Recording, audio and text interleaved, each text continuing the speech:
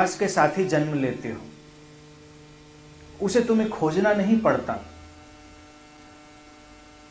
लेकिन अपने जीवन को रूपांतरित करने की प्यास, परमात्मा के अनुभव की प्यास, ये कभी कभी किसी किसी में जन्म लेती। होना तो यही चाहिए कि ये भी जन्म के साथ ही तुम्हें मिले। वो जन्म के साथ ही मिलती भी है, ऐसा नहीं होता कि जन्म के साथ वो नहीं मिलती, लेकिन वो कई परतों में ढक जाती है और कई बार उसे मार दिया जाता। समाज में एक बाहर अजीबोगरीब षड्यंत्र है जो इस प्यास को फलीभूत नहीं होने देना चाहता, क्योंकि अगर प्यास तुम्हारी गहरी हुई, तुम प्यास से संचालित हुए, तुम्हारा जीवन बदला, तो तुम्हारे भीतर रूपांतरण घटेगा, तुम्हारे भीतर एक क्रांति घटेगी। जो लोग उस ढांचे में जीना चाह रहे हैं वो क्रांति नहीं चाहते। जो लोग अपनी एक व्यवस्थित दुनिया में अपने खोल में दुबके हुए हैं, वो क्रांति नहीं चाहते। तो फिर वो तुम्हारी प्यास के साथ क्या करते हैं? तुम्हारी प्यास को सब्स्टिट्यूट दे देते हैं।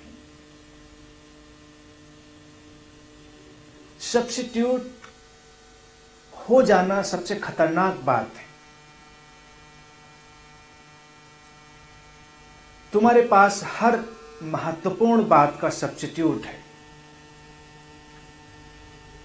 तुम्हारे लिए जीवन में अर्थ की खोज प्रारंभ हो, जीवन में तुम्हें लगे कि तुम क्यों आए हो और उसका तुम एक अनुसंधान करो, उसकी ओर तुम यात्रा करो, इसके पहले ही तुम्हें कई सारे लक्ष्य, कई सारे उद्देश्य दे दिए जाते हैं, कई सारे सब्स्टिट्यूट कि तुम इसलिए आए हो, तुम्हें ये करना है। माँ बाप अपनी महत्वाकांक्षाएं अपने संतानों के कंधों पर सवार होकर पूरी करने लगते हैं। उन्हें अपने को खोजने का मौका ही नहीं मिलता। फिर अगर किसी के भीतर उस परम जीवन की प्यास पैदा हो तो घरों में और समाज में बहुत सारे परिपूरक हैं, बहुत सारे सब्स्टिट्यूट्स हैं। ये मंदिर है, ये मस्जिद है, ये गिरजा है, ये मूर्त है, ये भगवान है, और तुम इनको खोजो। तुम कहते हो कि वो ऊर्जा जो परम है क्या होती होगी, तो तुम्हारे धर्म कहते हैं वो ईश्वर की तरह से, परमात्मा की तरह से होती है। फिर तुम पूछते हो कि परमात्मा कहाँ है, तो तुम्हारे धार्मिक नेता और तुम्हारे समाज के विद्वान लोग कह देते हैं कि वो शास्त्रों में है, वो मंदिरों में है, उसकी आराधना कर दो। तुम बचपन से ही उसमें लग जाते हो, एक सब्स्टिट्यूट तुम्हें मिल जाता है, वो तड़प थोड़ी देर के लिए जाती रहती।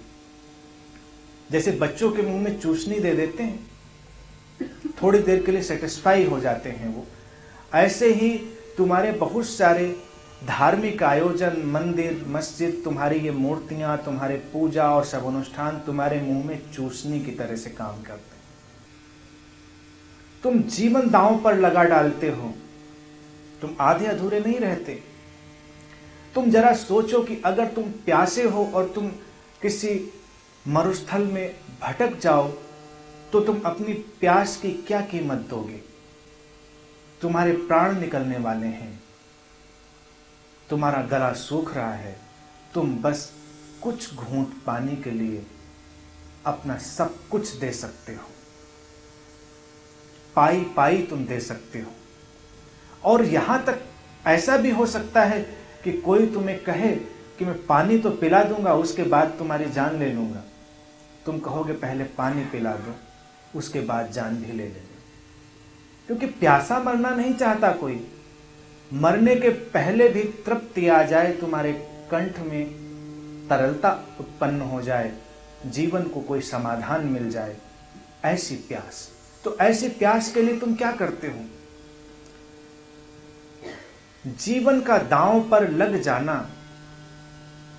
प्यास की व्यवस्था है। तो ऐसी प्यास को देखें और देखें कि किन सब्स्टिट्यूट से तुम उसे दूर कर रहे हो। सब्स्टिट्यूट्स खतरनाक हैं। वो तुम्हारी प्यास को दिग्भ्रांत कर देते हैं, दिशाहीन कर देते हैं, मिसडायरेक्ट कर देते हैं। वो कहीं की कहीं जा पहुंचती है। अब जैसे आजकल बच्चे हैं, तुम देखो उनके साथ क्या होता है। वो मैदान में जाएं, खेलें, साहसी बने, लेकिन जब उन्हें खेल के सब्स्टिट्यूट मिल जाते हैं, कंप्यूटर स्क्रीन पर, टीवी स्क्रीन पर बैठकर वो कुछ बटन पुश करके जब खेल लेते हैं, तो खेलने की जो उनकी प्यास थी, उनके शरीर और उनके मन की जो मांग थी, वो संतुष्ट हो जाती, उन्हें सब्स्टिट्यूट मिल जाता।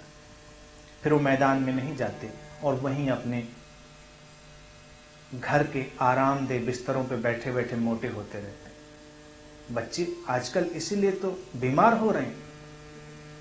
ये शारीरिक अस्वस्थता है, लेकिन आध्यात्मिक अस्वस्थता का और हमारा कभी ध्यान नहीं गया कि एक आध्यात्मिक अस्वस्थता भी है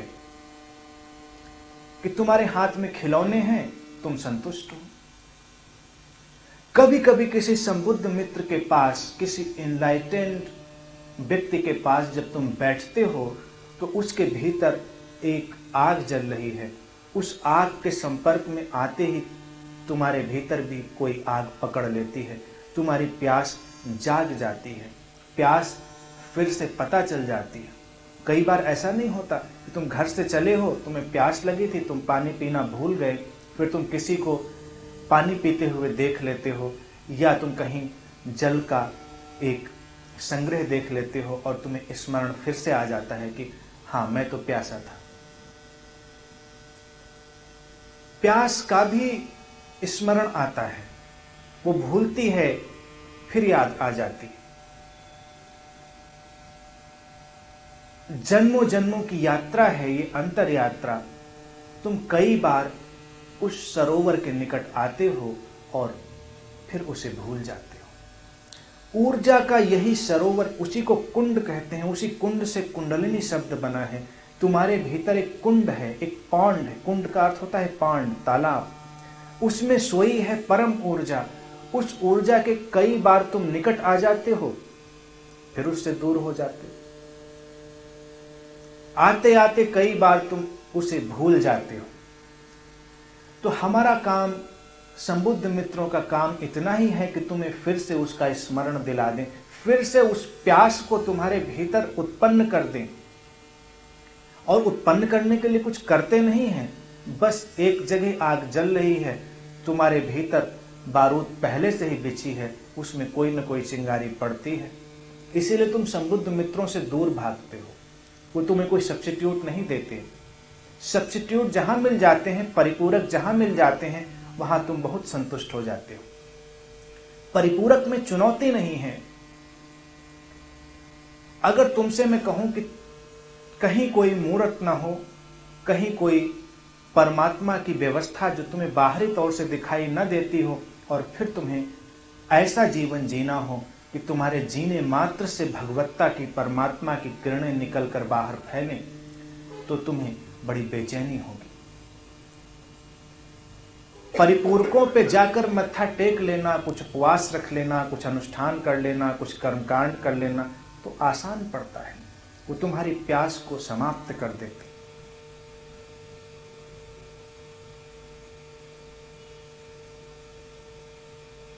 किसी भी परिपूरक का उपयोग नहीं करना है इस अंतर यात्रा में। अगर कर रहे हैं तो जानना है कि ये खेल का हिस्सा है, ये खिलौने हैं, इनसे खेल सकते हो, लेकिन इनमें उलझना नहीं। फिर तुम्हें साजिश जो समाज और धर्म के माध्यम से चलती आई है वो दिखाई देगी। खलील जिब्रान की एक बहुत छोटी सी प्यारी सी कथा है। वो लिखते हैं कि शैतान एक बार बड़ा दुखी होकर अपने घर आता है। उसकी पत्नी पूछती है कि इतने दुखी क्यों हो? शैतान कहता है कि मैं तो बेकार हो गया हूं। कोई एम्प्लॉयमेंट नहीं मेरे पास है, मैं बेरोजगार हो गया हूँ। तो उसकी पत्नी हैरान होती है। खलील जिब्रान लिखते हैं, पूछती है कि तुम और बेकार हो सकते हो? तुम्हारा तो काम ही है कि लोग परमात्मा की ओर बढ़ें और तुम उन्हें उनके मार्ग से भटकाओ। तो तुम बेकार तो हो ही नहीं सकते ना, तुम्हें तो कोई ना कोई काम मिलेगा। वो कहता नहीं, मैं बेकार हो गया हूं क्योंकि कुछ और लोगों ने वो जिम्मा संभाल लिया है। मैं निकला था सर्वेक्षण पर, सर्वे करने की देखूं कौन कौन लोग उस परमात्मा की तलाश में निकल रहे हैं, उनको मैं भटकाऊं। लेकिन मैंने देखा कि लोग पहले से ही भटके हुए हैं। मंदिरों, मस्जिदों, शास्त्रों ने वो काम पहले ही कर दिया है। पंडितों, पुरोहितों और धर्म के जो नेता हैं उन्होंने वो काम पहले ही कर दिया है। तो मेरे लिए कोई काम बचा ही नहीं। परिपूरक व्यवस्थाएं, सब्स्टिट्यूट अरेंजमेंट्स एक षड्यंत्र की तरह से तुम्हारे भीतर आते हैं। लेकिन उन्हीं व्यवस्थाओं के बीच कई बार किसी की प्यास जाग जाती है और उसके प्राण आतुर हो उठते हैं। जैसे मैंने विचार की जब बात की, तो तुम्हारा जीवन ज्यों ही चल रहा है, तुम कभी ठहर कर नहीं देखते कि मेरा जीवन ऐसा है तो क्यों है। कोई तुम्हें कहता है कि ये नियति है तुम्हारी, कोई कहता है ये बाहर से आई हुई व्यवस्था है, कोई तुम्हें कोई हल देता है। लेकिन एक बार जब तुम जाग कर देखते हो, तुम्हें दिखाई देता है कि तुम्हारे भीतर चलते विचारों की धारा ने ही तुम्हारे जीवन को बदल कर रख दिया है। आज तुम जैसे हो वो इसलिए वैसे हो क्योंकि तुमने खास ढंग से विचारों को अपने भीतर जगह दी थी। तुम उन्हें बदल देते हो, तुम्हारा जीवन बदल जाता है। ये पहले आयाम की बात थी। दूसरे आयाम में जब ऊर्जा की बात है, तो फिर जब तुम सजग होते हो, बाहर की सारी व्यवस्थाएं देखते हो, तो फिर तुम्हारे अंदर प्यास पैदा होती है कि ऊर्जा का अनुभव नहीं घट रहा है। वो कैसे घटे? जीवन ऐसे ही बीत रहा है। एक बार फिर जब तुम्हें ये भाव उठ जाता है, तुम्हारी प्यास गहरी हो जाती है, तुम्हारे पांवों में गति आ जाती है। कई बार तुम्हारे पांव काम नहीं करते, इसलिए काम नहीं करते कि तुम्हारे भीतर ऊर्जा नहीं है। ऊर्जा तो सभी के भीतर उतनी ही गति करती है। जो कुंडलिनी है, ऐसा थोड़े किसी के भीतर कम है, किसी के भीतर ज्यादा है। सभी के भीतर उतनी ही ऊर्जा है, सभी के भीतर उतना ही परमात्मा है। ऐसा थोड़े ही किसी के भीतर कम परमात्मा है और किसी के भीतर ज्यादा परमात्मा है। हालांकि ये मानने में तुम्हें अच्छा लगता है कि कुछ लोगों के अंदर ज्यादा होगा, कुछ के अंदर कम होगा। ऐसा नहीं। बस प्यास नहीं है, प्यास का धक्का नहीं है, तो अपने भीतर की उस ऊर्जा से तुम इतनी ऊर्जा नहीं खींच पाते कि तुम्हारे पांव उठ सके। कई बार कोई सपना या कोई खतरा तुम्हारे भीतर से ऊर्जा को खींचता है और तुम्हारे पांवों को गति दे देता है। एक बार जब पांव चल पड़े उस ऊर्जा की, उस आंतरिक केंद्र की, उस कुंड की यात्रा की ओर, तो तुम्हें फिर एक और चीज की आवश्यकता होती है, आशा, गहरी आशा। क्योंकि कई बार प्यास हो और आशा ना हो तो तुम ज्यादा दूर नहीं जा सकते। तुम थोड़ी दूर जाओगे और बैठ जाओगे। बहुत सारे लोग प्यासे होकर चलते तो हैं, लेकिन आशा के अभाव में फिर वापस लौट आते, छोड़ देते हैं खोज। आशा तुम्हारी प्यास को संबल देती है। संबुद्ध मित्रों का होना सबसे बड़ी आशा है, क्योंकि उनकी उपस्थिति बताती है कि वो है जिसकी तुम तलाश में हो। उसे उपलब्ध करना संभव है, तुम जिसकी खोज में हो। उनका होना एक बहुत बड़ी आशा है। तो आशा को अपने भीतर संभालें। गहरी आशा निराशा से विपरीत नहीं। ऐसा नहीं कि तुम निराश नहीं हो तो तुम आशावान हो, या तुम कभी कभी निराश हो जाते हो तो तुम आशावान नहीं हो। गहरी आशा एक बिल्कुल अलग घटना है, डिफरेंट फिनोमेना है। वो आशा और निराशा के पार है। आशा आती है, निराशा आती है, लहरें बदल जाती हैं, लेकिन तुम्हारे भीतर फिर भी एक गहराई है जो ठहरी हुई है। वो उस आशा को भी अपने अंदर समाहित कर लेती है, वो उस निराशा को भी अपने अंदर समाहित कर लेती है। तुम फिर भी विचलित नहीं होते। निराशा आती है तो तुम निराश हो जाते हो। जो लहर नीचे जाती है फिर वही लहर ऊपर उठ जाती है, वो आशा बन जाती है। गहरी आशा थोड़ा गहराई में खिंच जाना है, उस स्रोत की ओर बढ़ जाना है जहां पर आशा निराशा की लहरें अपना काम कर रही। ये पॉजिटिव थिंकिंग नहीं है। कोई पॉजिटिव थिंकिंग की जरूरत नहीं, किसी सकारात्मक सोच की जरूरत नहीं है। No positive thinking is needed.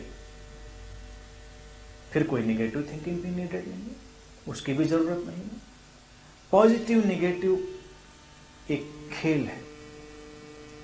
गहरी आशा उस पॉजिटिव नेगेटिव के पार है, वो दोनों का उपयोग करती है। जैसे ये बिजली बह रही है या कोई भी इलेक्ट्रॉनिक इंस्ट्रूमेंट हम काम कर रहे हैं तो पॉजिटिव नेगेटिव के थ्रू तो वर्क कर रहे हैं।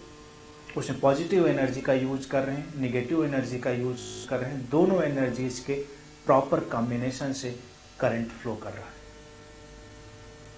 ऐसे ही तुम्हारे भीतर भी तुम्हारी ऊर्जा के पॉजिटिव नेगेटिव पोल्स हैं।